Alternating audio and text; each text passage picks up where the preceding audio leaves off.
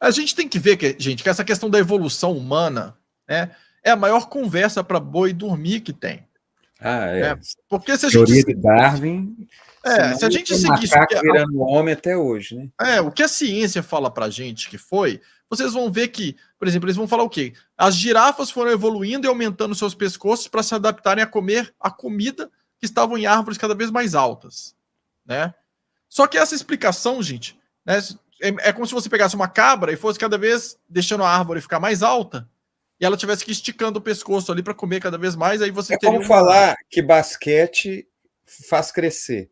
Não é que as pessoas altas que jogam basquete, não. Exatamente. Você joga basquete e você faz crescer.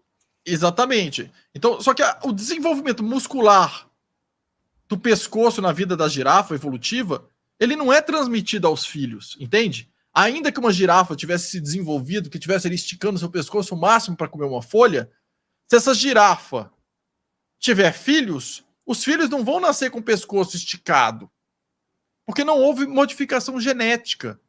Para que aquilo acontecesse, precisaria ter tido uma modificação genética, né? Então, quando a gente traz o foco para o homem, da evolução do nosso DNA, a gente vê que o homem, para ter evoluído, segundo Darwin, teria que ter sido uma evolução progressiva. O homem, aos pouquinhos, ia evoluindo. Só que o homem, quando a gente olha o processo dele de surgimento e o tanto que ele evoluiu geneticamente, até de uma espécie para outra humana, até chegar no Homo sapiens sapiens, não foi nada progressivo. Foram saltos gigantescos que foram dados, o que é totalmente contraditório com o processo de evolução genética. Então, o que é uma prova de interferência genética nessa espécie, porque ela teria que evoluir progressivamente aos poucos, né? Então, hoje existem 3 possibilidades aí para justificar esses saltos aí da ciência. Fala que existem vírus, sabendo que os vírus são agentes de alteração de DNA, eles conseguem alterar o DNA, então que alguns vírus poderiam ter criado micromutações operadas, né, ali no homem, para que ele pudesse se desenvolver rapidamente. Só que a observação dessas micromutações pela ciência, elas existem pelos vírus, elas são extremamente lentas. E na maioria delas, elas se tornam letais, elas acabam matando aquela espécie depois com o tempo. Então, isso não pode ser justificado. A outra justificativa que poderia se dar pela ciência tradicional são alterações da própria epigenética, né?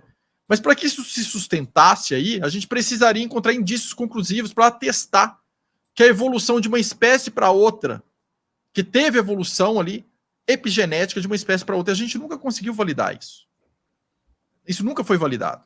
E a terceira possibilidade seria que tivemos alterações genéticas externas feitas por algum agente externo ou por alguma civilização mais avançada na área de genética, né? E aí a gente tem, antes de fechar essa questão, de mostrar que foi realmente alterada essa genética, no dia 23 de outubro de 2012, foi publicado na revista científica Nature, que é a revista mais conceituada científica, um artigo sobre a evolução do microRNA MIR941, que é um gene específico do homem que implica diretamente na sinalização dele de neurotransmissores e que é responsável pelo salto evolutivo na capacidade mental do homem. Então, identificaram, né, esse gene que foi responsável por um salto evolutivo na capacidade mental do homem. Mas existe um detalhe interessantíssimo nesse gene, que foi publicado num artigo na revista Nature.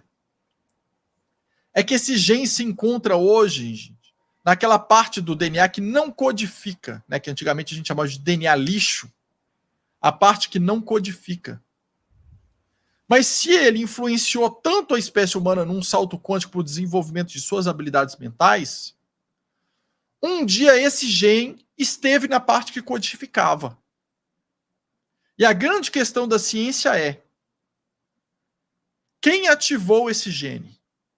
E depois, quem desativou? Quem que implantou esse gene na espécie humana e ligou ele para que desse aquele salto? E depois do salto, quem desativou esse gene para que ele não continuasse o desenvolvimento ali das habilidades mentais, para que parasse ali onde estava?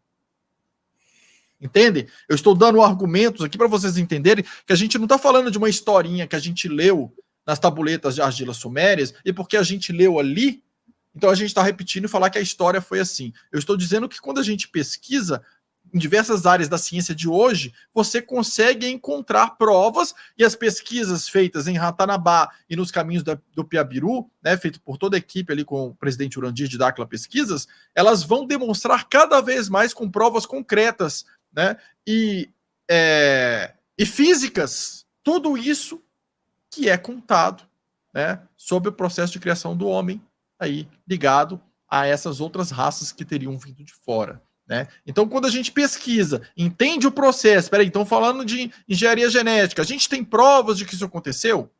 Então, ao longo da história do homem, a gente teve vários momentos que a espécie humana quase se extinguiu, tá? Então, há 75 mil anos atrás, por exemplo, a gente teve um estrangulamento genético ali. O que é um estrangulamento genético? É quando você acha os corpinhos humanos ali, os esqueletos ali, e verifica que a genética deles ali é todo mundo muito próximo.